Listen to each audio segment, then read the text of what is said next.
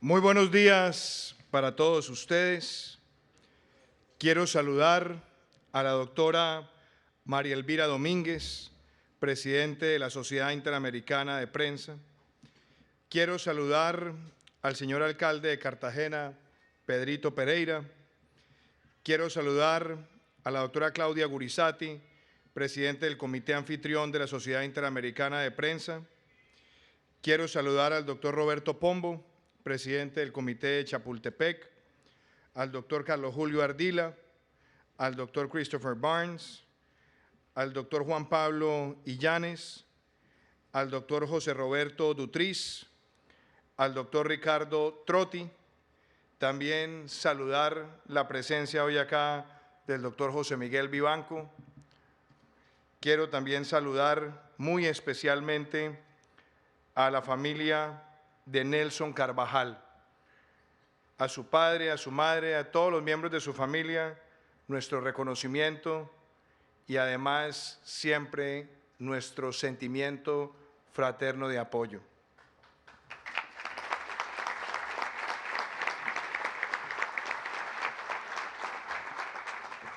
Para mí es un gran honor estar presente en este encuentro de la Sociedad Interamericana de Prensa. Lo es porque considero que esta es una institución que por años ha sembrado en toda la región un sentimiento de responsabilidad frente a la democracia, la defensa irrestricta de los derechos humanos y algo que considero muy importante en cualquier sociedad democrática, la defensa a ultranza de la libertad de expresión. Me complace que en este encuentro se vayan a tratar temas tan importantes como la profundización de la democracia y las amenazas que existen en la región a la democracia. Me complace que se vaya a discutir sobre la libertad de prensa en nuevos entornos internacionales. Y me complace también que se vaya a dedicar una parte importante de las deliberaciones a la transformación digital de la sociedad.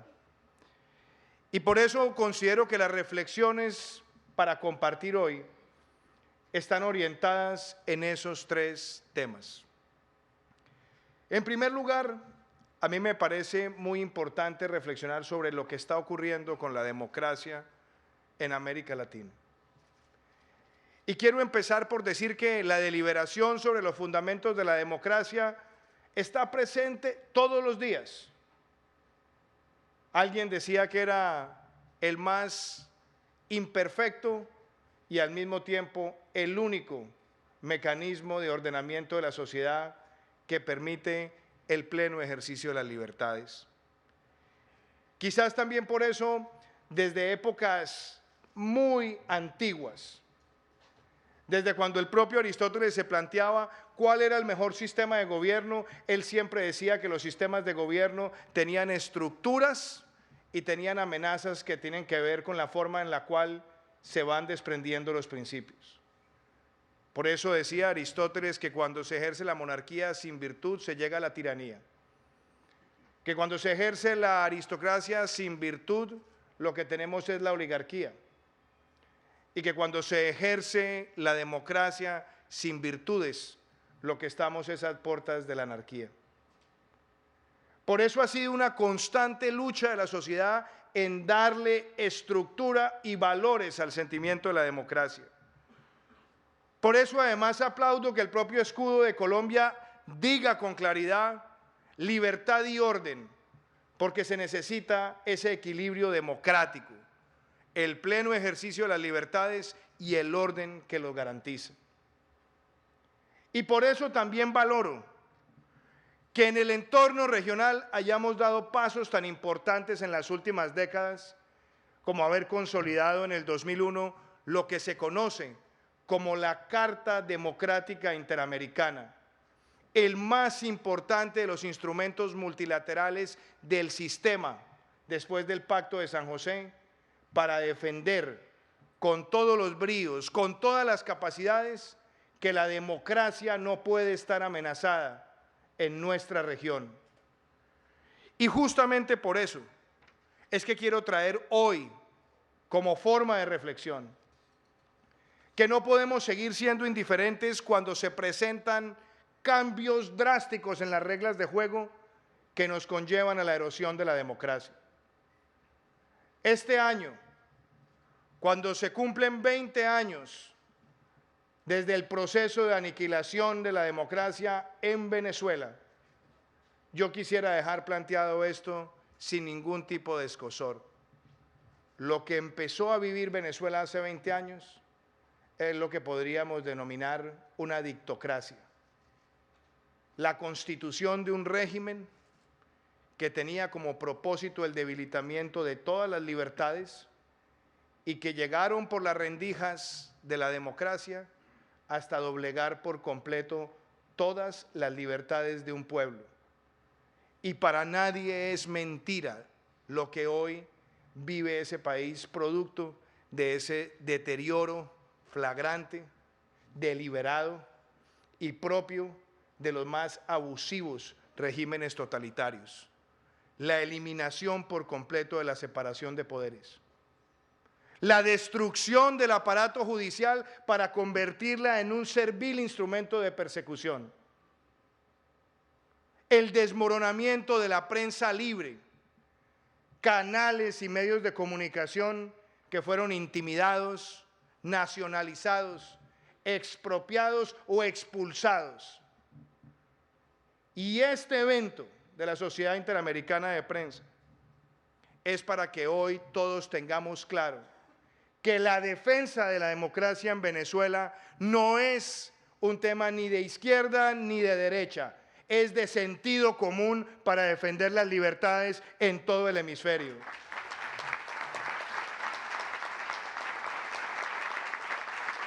Para nadie puede ser un debate de control geopolítico. Algunos han tratado de llevar la discusión de lo que ocurre en Venezuela como si se tratara de una disputa de balances geopolíticos propios de la Guerra Fría. No. Lo que hoy tenemos que hacer todos frente a Venezuela es defender a ultranza la democracia, los derechos humanos, la separación de poderes, la prensa libre. Y lo hacemos no porque haya ningún interés de dominio político, lo hacemos por coherencia y por congruencia con la Carta Democrática Interamericana, y en lugar de especular cuánto durará, cuántos meses pasarán, qué ocurrirá mañana, lo que tenemos todos es que asumir el compromiso de hacer todo lo que esté en nuestras manos, en el marco de la legalidad, en el marco de la diplomacia, en el marco de la presión con la expresión libre, para que caiga ese régimen y Venezuela pueda volver a soñar con la esperanza y el orden institucional. Esa es la tarea que la Sociedad Interamericana de Prensa ha cumplido y debe seguir cumpliendo con los gobiernos que estamos comprometidos con la defensa de la democracia. Y por eso es tan importante cuando se habla de los nuevos vehículos de integración regional que tienen ese propósito. Colombia ha sido un país que históricamente le ha apostado al multilateralismo. Lo han hecho muchos de mis antecesores. Y lo hicieron porque reconocen en el multilateralismo una oportunidad para sembrar canales de entendimiento, para que perduren las ideas por encima de las transiciones políticas. Y quizás por esa misma razón es que desde el primer momento en el que llegué a la presidencia, no tuve ninguna duda en expresar públicamente que si bien nosotros defendemos el multilateralismo, no podemos seguir siendo consuetas de organizaciones que se crearon y terminaron siendo cómplices de esas fracturas en la democracia. Y por eso, desde el mes de agosto pasado, presenté públicamente el retiro de Colombia de UNASUR, porque fue constituida como una herramienta para fracturar el sistema interamericano. Pero lo más grave, para guardar silencio cómplice frente a los atropellos que estaban ocurriendo en muchos países. No puede ser que existan organismos multilaterales que guarden silencio mientras se están acallando los medios de comunicación o se suspenden la emisión de canales o sencillamente se aglutinan todos los poderes públicos para complacer los caprichos del gobernante. No puede ser que se guardara silencio frente al aniquilamiento de las libertades económicas y no puede ser que se guardara silencio cuando se estaba dando resguardo y protección al terrorismo en territorio venezolano.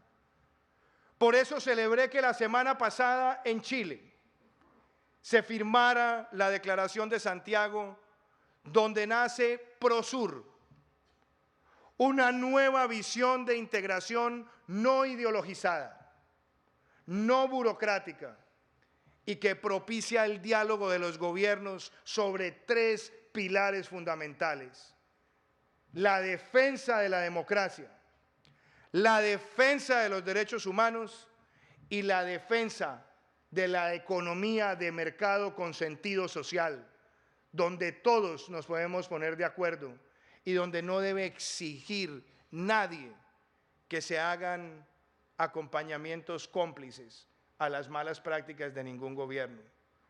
Ese nacimiento de Prosur creo que cae en buen momento para el continente y que cae en buen momento porque uno de los pilares de la defensa de la democracia es el respeto a la libertad de prensa. Y por eso Prosur, que nació hace pocos días, espero que sea una de las herramientas claves para que en los países de Sudamérica afiancemos todas las normas, políticas, regulaciones, principios y decisiones de gobierno para arraigar la libertad de prensa como principio y no seguir viendo la persecución miserable de quienes tienen por derecho y por además motivación la defensa de la verdad por parte de gobiernos que caen en la tentación del totalitarismo. Yo quiero plantear también que esta discusión que tenemos hay que ubicarla en la libertad de prensa. Porque muchos de los gobiernos que empezaron como democracias y cayeron en la tentación de la dictocracia y se han ido constituyendo en regímenes totalitarios, tienen como uno de sus principales objetivos el amedrentamiento de quienes defienden la verdad. Hoy, con orgullo, vengo ante la CIP a cumplir 2 tareas que me nacen del corazón. La primera, firmar con orgullo la Declaración de Chapultepec en estos 25 años de este vibrante instrumento que ha servido de buenas prácticas en todo el mundo.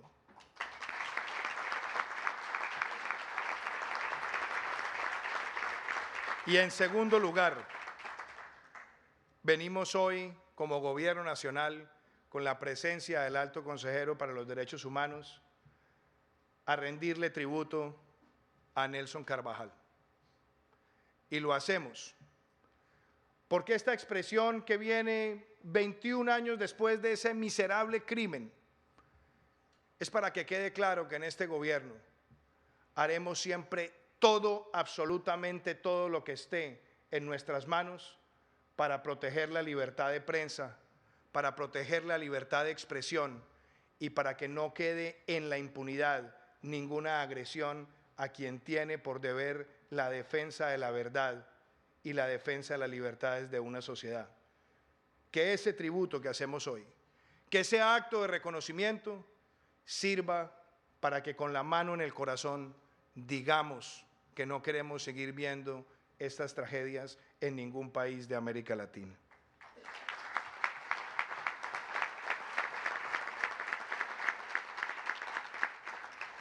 Yo también quisiera plantear que en esa defensa de la libertad de prensa hay muchos recuerdos heroicos en Colombia. Muchos. Algunos que recuerdo hoy, el de Guillermo Cano, el de Jorge Enrique Pulido, por solo mencionar algunos.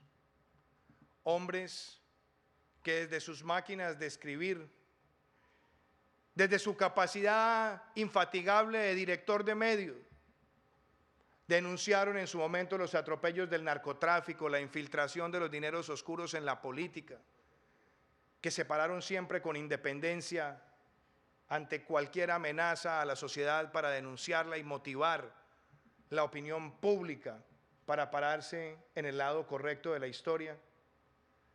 Me merece traer esos reconocimientos y esas memorias para decir que si bien hemos avanzado en la gran mayoría de países, seguimos teniendo retos y Colombia no es la excepción. Es cierto que se han aminorado con el tiempo muchísimas amenazas a directores de medios de comunicación, pero no es menos cierto que el narcotráfico, que el terrorismo, que los grupos armados ilegales en muchas regiones del país han tratado de seguir perturbando, amenazando a quienes defienden la verdad. Y ese es el enemigo común de la libertad de prensa, el enemigo común de ustedes y el enemigo común del Estado. Porque cuando yo he hablado del principio de legalidad en Colombia es para que ningún ciudadano sienta que hay mecanismos de violencia que le limiten el derecho a expresar lo que siente y cómo lo siente pacíficamente. No podemos seguir viendo ese tipo de amenazas.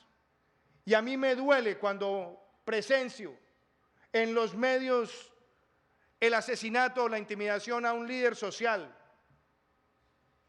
donde están en las caracterizaciones, en esas 21 o 22 caracterizaciones, también líderes de la prensa, de las radios comunitarias, de los periódicos de barrio, de los periódicos de alta divulgación. Todos esos crímenes nos duelen. Y nuestro deber es denunciarlo. Por eso pretendimos desde el primer día fortalecer las instituciones con el plan de acción oportuna. Después, haciendo público el se busca de muchos de los criminales detrás de esas prácticas deleznables.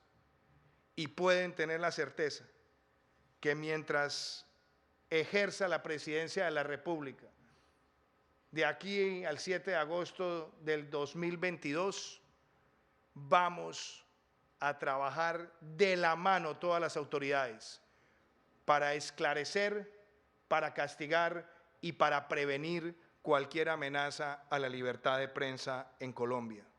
Es mi deber, es mi convicción y estoy acá para manifestarlo con toda la energía, con todo el compromiso republicano. Y quiero plantearles también a ustedes unas reflexiones. Si hablamos de la calidad de la democracia, si hablamos de la libertad de prensa, tenemos también que hablar de la transformación digital de la sociedad. Hoy estamos 12 años después de haber visto la más rápida revolución de los contenidos digitales en el mundo. En el año 2007 nació el iPhone, el Kindle, la computación de inteligencia artificial bajo el modelo Watson. Nació Twitter, llevaba un año Facebook. Nacieron movimientos como Move.org para generar movimientos ciudadanos que se expresan libremente de manera masiva. Y a partir de allí hemos visto cómo se transformó la industria de la música, la literatura, la fotografía y desde luego la forma en la que fluyen en la sociedad las noticias. Con éxitos importantísimos, y es generar la reacción inmediata del ciudadano que hoy a través de las redes sociales manifiesta lo que siente a partir de los contenidos que recibe. Hoy vimos muchos medios que están presentes acá, que aprovecharon debidamente esa revolución para llegarle a más personas con sus mensajes, con sus análisis. Pero también hemos visto cómo esas transformaciones han llevado muchas veces a que sea la calidad y la forma en la que se procesa la información la que defina cuál es la verdad que recibe el ciudadano. Y celebro que se dé esta discusión. Y celebro que se dé la discusión en medio de los debates de la inteligencia artificial, que ya hay países del mundo que están viendo agencias de noticias trabajar en un 80% en total digitalización con inteligencia artificial, reemplazando puestos de trabajo que antes tenían redactores, relatores, analistas. Hoy también estamos viendo cómo esa revolución impacta en el concepto del Internet de las cosas, en la robótica, en el blockchain, etcétera, etcétera. En el marco de una cuarta revolución industrial que nos obliga a estar preparados. Qué importante que tengamos esa discusión acá en este encuentro de la Sociedad Interamericana de Prensa. Pero no me voy a quedar allí. Yo lo que quiero plantear es que ese debate de la sociedad digital también recupere el sentido del humanismo. Porque si no hay humanismo en esta conversación, no vamos a tener liderazgos para defender esa democracia con el mismo ahínco que lo hicieron muchas de las familias aquí presentes cuando fundaron sus medios de comunicación. Si no tenemos esa dosis de humanismo, no vamos a seguir sembrando en las raíces de la sociedad la defensa irrestricta de la libertad de expresión y pudiéndola dimensionar desde edad temprana en la sociedad. Por eso, a mí me parece que este debe ser uno de los grandes debates. ¿Cómo estamos llevando estas discusiones desde edad temprana a los sistemas educativos? Ha existido un prurito en la evaluación educativa internacional hacia las pruebas PISA, que se concentran en ciencias, matemáticas y lenguaje, y eso se entiende. Pero lo que no podemos es alejar el humanismo, porque más importante que una prueba PISA, cuando se gradúa un estudiante, lo que debe graduarse también es un ciudadano con valores y con conciencia de los principios que deben ser defendidos.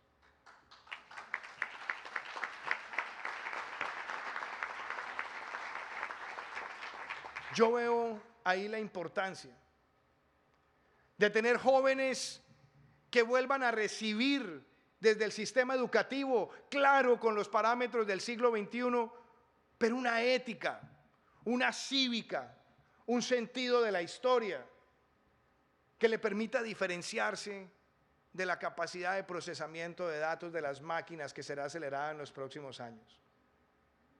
Y yo creo que es allí donde debemos sembrar esos valores, donde ese niño crezca con el total rechazo a la violencia, con el total rechazo a los atajos de la corrupción, con el total rechazo a las tentaciones de la compra o la venta de votos que debilitan el sistema democrático. Y yo estoy seguro que cuando se siembra ese humanismo, se le está abriendo también un camino a esos jóvenes para que sigan el camino del periodismo como una carrera, para que sigan el camino de interpretar los sentimientos de la sociedad y plasmarlos en sus letras de molde cuando salen de las imprentas, en tener jóvenes que tengan la vocación y la voracidad de figuras del periodismo como Kapuscinski, que recorrieron el mundo y fueron capaces a través de sus obras, de crónicas, de visitar regímenes opresores para generar una gran sensibilidad cuando no teníamos las redes sociales. De volver jóvenes que tengan la vocación de fundar medios de comunicación, desde lo comunitario hasta lo más sofisticado de lo digital. Para mí es un verdadero honor estar hoy acá y hacer estas reflexiones, porque yo quiero una Colombia con una democracia vibrante.